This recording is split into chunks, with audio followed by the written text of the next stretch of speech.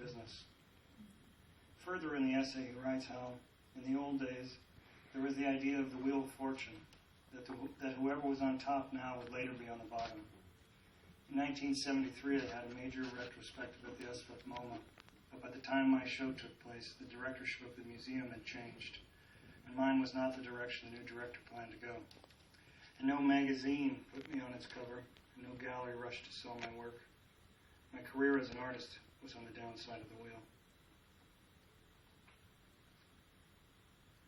Life hurts, art bleeds.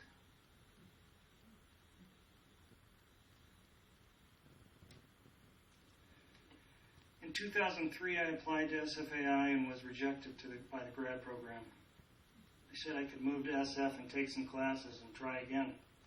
So I did, leaving a job on a buffalo ranch, tiring of what I've come to remember as the frozen fist of the fence builder.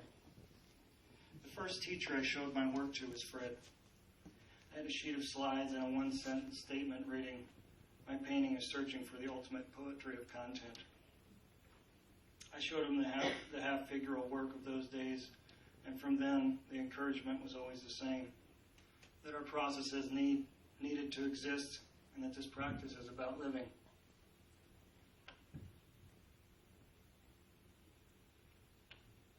When we were at coffee this last Thursday, we talked about his wife's poetry, how he spends his time collating some 900 pages of poems in his study, and how, if it were up to her, she'd publish all the poems in one single line instead of one per page.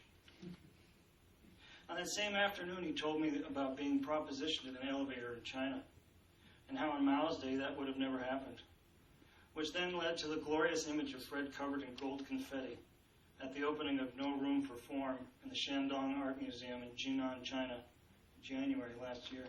A salvo that sounded more like the beginning of the Rose Parade, with Fred at the helm. And with another painter from SFAI, Jeremy Morgan, along with Ming Ren and David Fraser, they must have seemed unbelieving that an opening to a show of their work could cause such a fuss. But I think each of them must carry the image with them.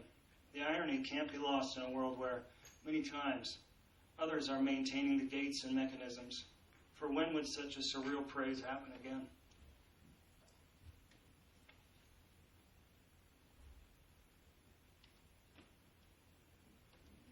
You guys see that all right?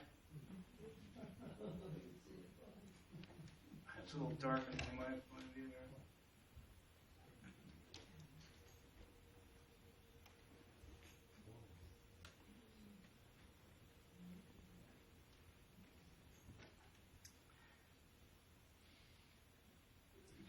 I remember him calling when I was on harvest in Oklahoma. It was 114 degrees, 90% humidity. He was on summer in Montreal. It was 90 degrees, but no less humid. I told him about a love of mine and how unrequited it was. And he complained about the tasks of the day and how much the tasks were taking. Our conversations have never been long on the phone, and I always feel that he doesn't like the phone. But we keep in touch. A friend of mine once said that artists don't have colleagues, they have friends.